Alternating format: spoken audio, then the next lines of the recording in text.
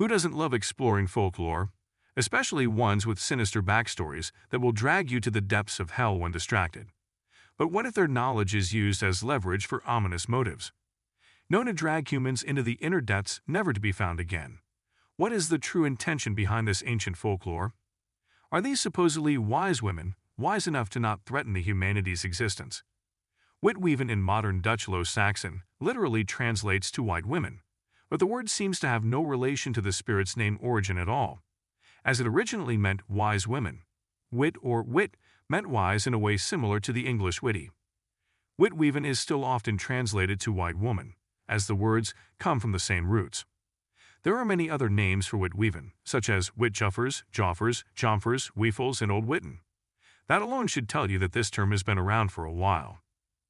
A Witte Wieven is a female figure that exists in sagas and folkloristic stories. Sometimes they're godartic, which roughly translates to benign, and sometimes they're quadartic, basically, in simple terms, evil. Generally, they won't do anything to you if you don't mess with them. In general, the Witte Wieven are nice spirits not seeking for violence, but trouble them, and an eye for an eye and a soul for a soul would be the only law they abide by. But you won't just find them in your local Zora shopping mall. A little Wieven roams around swamps and other abandoned places, and many still wonder if they can ever come across an actual habitat of a Witte Wieven. But be careful what you wish for kids. The Netherlands is known for their best variety of folklore tales that are sure to never bore their audience. Near the mounds around the heath, you can find them. During the sultry nights of spring, they roam around and dance across the heath. Near the burial mounds, where they live and hide their money and treasures. They're rich, very rich. They know exactly where the money lies hidden in the woods and bogs. Yes, near the swamp, they're often there. You may get urges to look back when you pass by a swamp, but don't be reckless. No matter what you hear, whether it's a rustling or a woman singing around you, do not turn back. It'll be the white women, out to dance with you, to take you into the woods and hollows and below the rocks and trees. Don't call on them, they'll come to fetch you. But they're also good, and will help you, but only when you believe in them. Don't fear them and fulfill your promises to them. Kind of like Santa Claus, except with a white gown and murderous intentions. You be good, you'll get help, but if you are bad, not receiving gifts would be the least of your worries. The white woman, a blessing for the ears and a curse for the soul. With their melodious songs that are sure to attract the most reluctant of humans with just a twinge of magic in their voice. But don't fall for it unless you want to experience the worst of dooms. They were lying so deep, much deeper than you would have thought the brook would be. You couldn't grab them because when you bent down, deep down, they would be gone. The white women who lured you would drag them down again, into the deep maelstrom, where no ground was to be seen and where you would never get out once you were in. To put your life in danger is one thing, but to voluntarily do it is another. This particular characteristic reminds me most of the character named Pennywise, dragging people down a hole and killing them ruthlessly. Don't believe us? Let's hear a story of a clueless farmer who refused to keep his promise to the wise woman and later regretted his actions. Once a farmer promised the wise woman a banquet, but gave her stones instead. The wise woman later took her revenge by the most unbelievable means ever. Haven't you heard that the white women came for him when he was on his way home late in the evening, and was found the following morning, nearly dead in the woods, close to where the white women danced? You have to believe in them. Those who don't believe will never see them. The wise woman tale isn't also popular in the Netherlands folklore. In fact, while some believe the white women originated from the memory of pagan wise women, others think the legends stem from the Germanic belief in design, land whites, and elves. You'll find their legends mainly in the eastern and northern parts of the country. Again, like we said before, these wise women go by different names all over the globe. In France, they're called dames blanches, which translates to white women. And in England, they were said to predict life and death. England sure loves to cook up their own batch of delusional stories. Meanwhile, Germany calls them wise Frauen. But the white women of the Saxon part of the Netherlands seem to be an amalgam.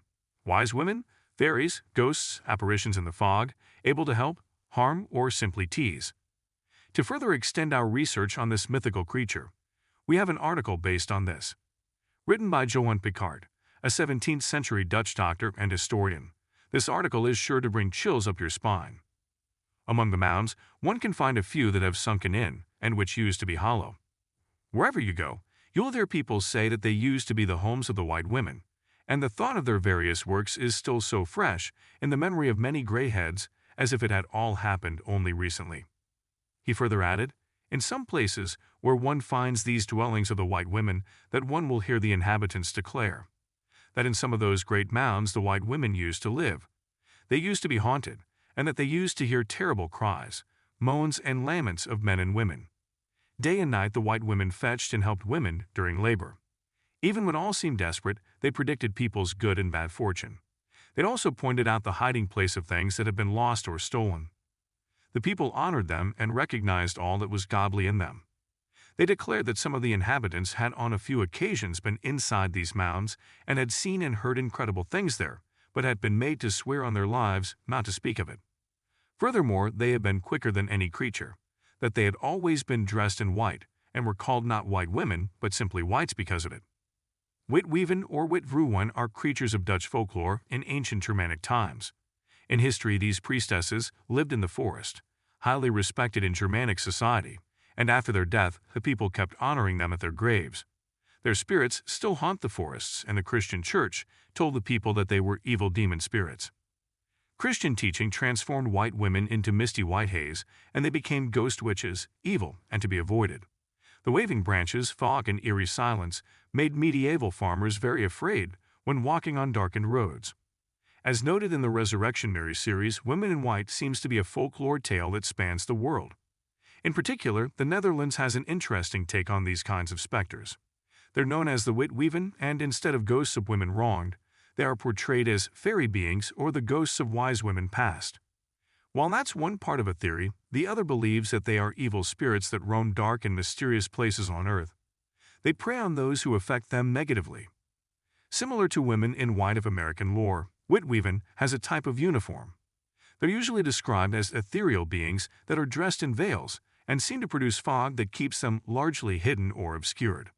As mentioned above, what they are does allow for some debate.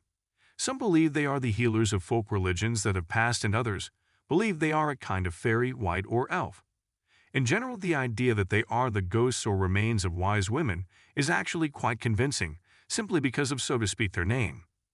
Like how we said before, the name itself means the literal definition of ghosts of wise women, but is that the truth or a facade?